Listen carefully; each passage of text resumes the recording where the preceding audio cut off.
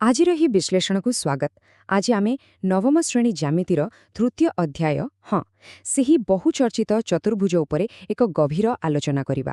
ଏଠାରେ ଆମେ କେବଳ କିଛି ବିରକ୍ତିକର ସୂତ୍ର ଘୋଷିବାକୁ ଯାଉନାହୁଁ, ବରଂ ଏହାର ପ୍ରକାର, ଗୁଣ ଏବଂ ବିଭିନ୍ନ ନିୟମଗୁଡ଼ିକ ପଛରେ ଥିବା ପ୍ରକୃତ ଲଜିକ୍କୁ ପୁରା କନସେପ୍ଟ କ୍ଲିୟର କରି ବୁଝିବା। ମୋର ବିଶ୍ୱାସ, ଏହାପରେ ଜ୍ୟାମିତିର ହିଁ ଜଟିଳ ଦୁନିଆ ଆପଣଙ୍କୁ ବହୁତ ସହଜ ଆଉ ମଜାଦାର ଲାଗିବ। ତେବେ ଆସନ୍ତୁ ଆଜିର ରୋଡମ୍ୟାପ୍ ଉପରେ ଟିକେ ନଜର ପକାଇବା। ପ୍ରଥମେ ଚତୁର୍ଭୁଜର ପ୍ରାଥମିକ ସୂଚନା, ତାପରେ ଏହି ପରିବାରର ବିଭିନ୍ନ ସଦସ୍ୟମାନଙ୍କ ସହ ପରିଚୟ, ସାମାନ୍ତରିକ ଚିତ୍ରର ଉପପାଦ୍ୟ, କ୍ଷେତ୍ରଫଳ କେମିତି ବାହାର କରିବା ଆଉ ଶେଷରେ ଏହାକୁ ଅଙ୍କନ କରିବାର ନିୟମ ବିଷୟରେ ଜାଣିବା। ଆରମ୍ଭ କରିବା ଆମର ପ୍ରଥମ ବିଭାଗରୁ, ଚତୁର୍ଭୁଜର ପ୍ରାଥମିକ ସୂଚନା। ଏହି ମୌଳିକ ସଂଜ୍ଞାଟି ପୁରା ସ୍ପଷ୍ଟ କରୁଛି ଯେ ଚତୁର୍ଭୁଜ ହେଉଛି ଚାରୋଟି ରେଖାଖଣ୍ଡକୁ ନେଇ ଗଠିତ ଏକ ଆବଦ୍ଧ ଆକୃତି। କିନ୍ତୁ ଏଠାରେ ସବୁଠାରୁ ବଡ଼ ଟ୍ୱିଷ୍ଟ ହେଉଛି କୌଣସି ତିନୋଟି ବିନ୍ଦୁ ଗୋଟିଏ ସରଳ ରେଖାରେ ରହିବା ବିଲକୁଲ ଉଚିତ ନୁହେଁ। ଟିକେ ଇମାଜିନ୍ କରନ୍ତୁ ତ, ଯଦି ତିନୋଟି ବିନ୍ଦୁ ଗୋଟିଏ ସିଧା ଧାଡ଼ିରେ ରହିଯିବେ ତାହେଲେ କ'ଣ ହେବ? ଆକୃତିଟି ଆଉ ଚତୁର୍ଭୁଜ ହୋଇ ରହିବନି, ତାହା ସିଧାସଳଖ ଗୋଟିଏ ତ୍ରିଭୁଜରେ ପରିଣତ ହୋଇଯିବ। ତେଣୁ ଏହି ସର୍ତ୍ତଟି ହିଁ ଆମ ଆଲୋଚନାର ପ୍ରକୃତ ମୂଳଦୁଆ। ଆଉ ଗୋଟିଏ ଚମତ୍କାର ସାର୍ବଜନୀନ ସତ୍ୟ ହେଲା, ଆକୃତି ଯେମିତି ବି ଥାଉ ନା କାହିଁକି, ଚତୁର୍ଭୁଜର ଚାରୋଟି ଅନ୍ତଃସ୍ଥ କୋଣକୁ ମିଶାଇଲେ ତାହା ସବୁବେଳେ ଠିକ୍ 360 ଡିଗ୍ରୀ ହିଁ ହେବ। ଏହା ପଛର ଲଜିକ୍ ବହୁତ ସିମ୍ପଲ୍। ଯେକୌଣସି ଚତୁର୍ଭୁଜର ଠିକ୍ ମଝିରେ ଗୋଟିଏ କର୍ଣ୍ଣ ଟାଣିଦେଲେ ତାହା ଦୁଇଟି ତ୍ରିଭୁଜରେ ଭାଗ ହୋଇଯାଏ। ଆଉ ଆମେ ସମସ୍ତେ ଜାଣୁ ଯେ ଗୋଟିଏ ତ୍ରିଭୁଜର କୋଣମାନଙ୍କର ସମଷ୍ଟି 180 ଡିଗ୍ରୀ। ବାସ୍, ଦୁଇଟି ତ୍ରିଭୁଜର 180କୁ ମିଶାଇ ଦିଅନ୍ତୁ, ହୋଇଗଲା 360 ଡିଗ୍ରୀ। କେତେ ସହଜ, ନୁହେଁ କି? ଏବେ ଆଗକୁ ବଢ଼ିବା ଦ୍ୱିତୀୟ ବିଭାଗକୁ, ଚତୁର୍ଭୁଜ ପରିବାରର ପ୍ରକାରଭେଦ। ଏହି ଆକୃତିମାନଙ୍କର ପରିବାର ବୃକ୍ଷ ବା ଫ୍ୟାମିଲି ଟ୍ରିକୁ ଆପଣ ଗୋଟିଏ ଭିଡିଓ ଗେମ୍ର ଲେଭେଲ୍ ଅପଗ୍ରେଡ୍ ଭଳି ଭାବିପାରିବେ। କେମିତି କିଛି ନୂଆ ନିୟମ ଯୋଡ଼ି ହେବା ଦ୍ୱାରା ଗୋଟିଏ ସାଧାରଣ ଆକୃତି ସମ୍ପୂର୍ଣ୍ଣ ନୂଆ ରୂପ ନେଉଛି ତାହା ବୁଝିବା ଦରକାର। ଗୋଟିଏ ବେସିକ୍ ଚତୁର୍ଭୁଜରେ ଗୋଟିଏ ଯୋଡ଼ା ସମାନ୍ତର ରେଖା ଆସିଗଲେ ତାହା ଟ୍ରାପିଜିୟମ୍ ହୋଇଗଲା। ଯଦି ଦୁଇ ଯୋଡ଼ା ସମାନ୍ତର ରେଖା ଆସିଲା, ତେବେ ତା ସାମାନ୍ତରିକ ଚିତ୍ର ପାଲଟିଗଲା।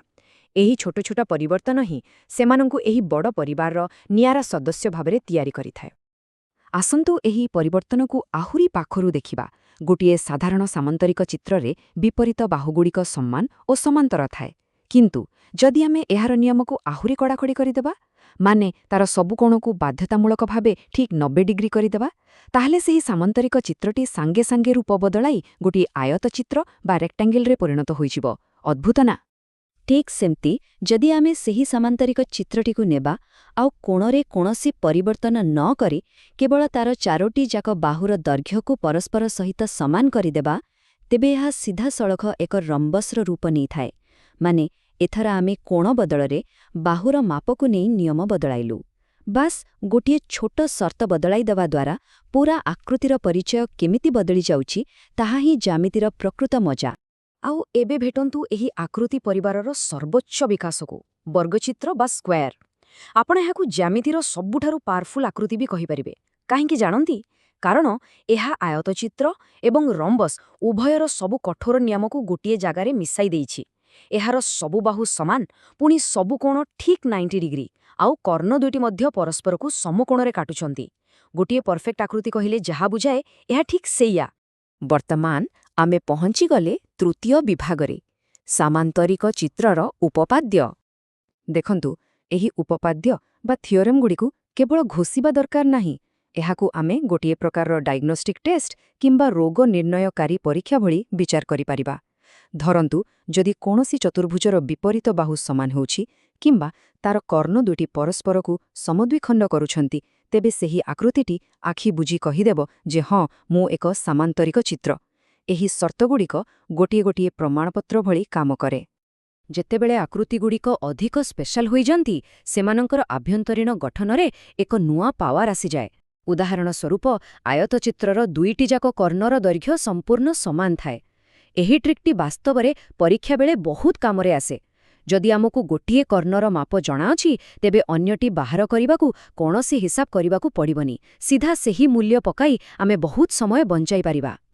ସେହିପରି ଭାବରେ ରମ୍ବସ୍ ଭିତରେ ମଧ୍ୟ ଆମକୁ ଗୋଟିଏ ଚମତ୍କାର ଲୁଚି ରହିଥିବା ରହସ୍ୟ ଦେଖିବାକୁ ମିଳେ। ଯେତେବେଳେ ଏହାର କର୍ଣ୍ଣଦ୍ୱୟ ଆକୃତିର ଠିକ୍ କେନ୍ଦ୍ରରେ ପରସ୍ପରକୁ କାଟନ୍ତି ସେମାନେ ପ୍ରାକୃତିକ ଭାବରେ ସର୍ବଦା ଏକ ନିଖୁଣ ସମକୋଣ ବା 90 ଡିଗ୍ରୀ ସୃଷ୍ଟି କରିଥାନ୍ତି ମାନେ ପୁରା ପରପେଣ୍ଡିକୁଲର। ଏହା ଜ୍ୟାମିତିର ସବୁଠୁ ସୁନ୍ଦର ଦୃଶ୍ୟମାନ ନିୟମଗୁଡ଼ିକରୁ ଗୋଟିଏ। ଏବେ ଆସନ୍ତୁ ଆମର ଚତୁର୍ଥ ବିଭାଗକୁ, କ୍ଷେତ୍ରଫଳ ନିର୍ଣ୍ଣୟ। ଏହି ସୁନ୍ଦର ତଥା ସାର୍ବଜନୀନ ସୂତ୍ରଟି ଯେକୌଣସି ଚତୁର୍ଭୁଜର କ୍ଷେତ୍ରଫଳ ବା ଏରିଆ ବାହାର କରିବା ପାଇଁ ଏକମାତ୍ର ମାଷ୍ଟର କି ଭଳି କାମ କରେ। କିନ୍ତୁ ଆପଣଙ୍କ ମନରେ ପ୍ରଶ୍ନ ଆସୁଥିବ, ଏଠାରେ ସୂତ୍ର ଆରମ୍ଭରୁ 1/2 ବା ଅଧା କାହିଁକି ଅଛି? କାରଣ ପ୍ରକୃତରେ ଆମେ ଏଠାରେ ଚତୁର୍ଭୁଜକୁ ଦୁଇଟି ତ୍ରିଭୁଜରେ ବାଣ୍ଟି ସେମାନଙ୍କର କ୍ଷେତ୍ରଫଳକୁ ମିଶାଉଛୁ।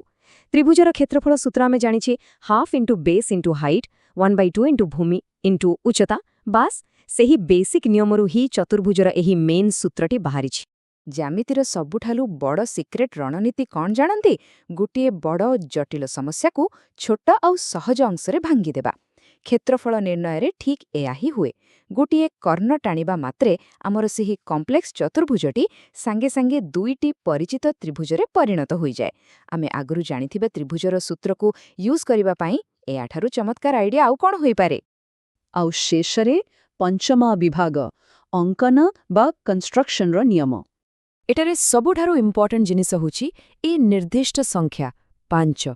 କୌଣସି ବି ଚତୁର୍ଭୁଜକୁ କାଗଜ ଉପରେ ପରଫେକ୍ଟଲି ଆଙ୍କିବା ପାଇଁ ଆମକୁ ଠିକ୍ 5ଟି ସ୍ୱାଧୀନ ମାପ ବା ମେଜରମେଣ୍ଟ ନିହାତି ଦରକାର। କାହିଁକି? କାରଣ ଏହି 5ଟି ମାପ ହିଁ ଦ୍ୱିମାତ୍ରିକ ସମତଳ ଉପରେ ସେହି ଚିତ୍ରଟିକୁ ଏମିତି ଲକ୍ କରିଦିଏ ଯେ ସେ ଆଉ ନିଜର ଆକୃତି ବଦଳାଇ ପାରିବ ନାହିଁ। ମାପ ଯଦି ଗୋଟିଏ ବି କମ୍ ରହିଲା ତାହେଲେ ବୁଝନ୍ତୁ ଆପଣଙ୍କ ଆକୃତିଟି ହଲିବାକୁ ଲାଗିବ, ଫିକ୍ସ ହେବ ନାହିଁ।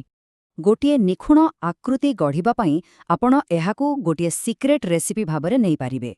ଏଠାରେ ଥିବା ବିଭିନ୍ନ କମ୍ବିନେସନ୍ ଭିତରୁ ଯେକୌଣସି ଗୋଟିଏ ସେଟ୍ ତଥ୍ୟ ଯଦି ଆମ ପାଖରେ ଅଛି, ଯେମିତିକି 4ଟି ବାହୁ ଓ ଗୋଟିଏ କର୍ଣ୍ଣ କିମ୍ବା 3ଟି ବାହୁ ଓ 2ଟି କର୍ଣ୍ଣ, ତେବେ ଆମେ ସେହି ଆକୃତିଟିକୁ ସମ୍ପୂର୍ଣ୍ଣ ଆକ୍ୟୁରେଟ୍ ଭାବରେ ଆଙ୍କିପାରିବା। ଏହା ପୁରା ଗ୍ୟାରେଣ୍ଟି। ଏହି ଅଙ୍କନ ପ୍ରକ୍ରିୟାକୁ ଏକ କ୍ରମାଗତ ପଜଲ୍ ସଲ୍ଭ କରିବା ଭଳି ଭାବନ୍ତୁ। ପ୍ରଥମେ ସେହି 5ଟି ମାପ ଯୋଗାଡ଼ କରନ୍ତୁ। ତାପରେ ସେଥିମଧ୍ୟରୁ 3ଟି ମାପ ନେଇ ଗୋଟିଏ ମଜବୁତ ବେସ୍ ବା ମୂଳ ତ୍ରିଭୁଜ ଆଙ୍କନ୍ତୁ।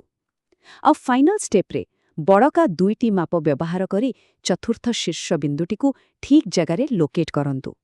ମୂଳଦୁଆଟି ଷ୍ଟ୍ରଙ୍ଗ ଥିଲେ ଶେଷରେ ତିଆରି ହୋଇଥିବା ଚତୁର୍ଭୁଜଟି ଜ୍ୟାମିତିକ ଦୃଷ୍ଟିକୋଣରୁ ସମ୍ପୂର୍ଣ୍ଣ ତ୍ରୁଟିଶୂନ୍ୟ ହେବ ହିଁ ହେବ। ଏବେ ଏହି ସମତଳ କାଗଜର ସୀମାକୁ ଡେଇଁଲା ପରେ ଗୋଟିଏ ବଡ଼ ରୋମାଞ୍ଚକର ପ୍ରଶ୍ନ ମନକୁ ଆସେ। ଟିକେ ଭାବି ଦେଖନ୍ତୁ ତ, ଯଦି କେବଳ ଗୋଟିଏ ଟେବୁଲ କିମ୍ବା କାଗଜ ଉପରେ ଥିବା ଦ୍ୱିମାତ୍ରିକ ବା 2D ଆକୃତି ପାଇଁ ଏତେ ସବୁ କଡ଼ା ନିୟମ ଦରକାର ହେଉଛି, ତେବେ ଏହି ଆକୃତିଗୁଡ଼ିକୁ ଯେତେବେଳେ ଆମେ ଟାଣି ନେଇ ତ୍ରିମାତ୍ରିକ ବା 3D ଦୁନିଆରେ ପକାଇବା, ସେତେବେଳେ ସେମାନଙ୍କର ଅବସ୍ଥା କ'ଣ ହେବ? ତାହା କେତେ ଜଟିଳ ଆଉ କେତେ ଆଶ୍ଚର୍ଯ୍ୟଜନକ ହୋଇଥିବ ତାହା ନିଶ୍ଚୟ ଚିନ୍ତା କରିବେ। ଜ୍ୟାମିତିର ଏହି ଅସୀମ ଦୁନିଆରେ ନିଜର ଜ୍ଞାନ ଆହରଣ ସବୁବେଳେ ଏମିତି ଜାରି ରଖନ୍ତୁ। ଆମର ଏହି ବିଶ୍ଳେଷଣରେ ସାମିଲ ହୋଇଥିବାରୁ ଆପଣ ସମସ୍ତଙ୍କୁ ଅନେକ ଅନେକ ଧନ୍ୟବାଦ।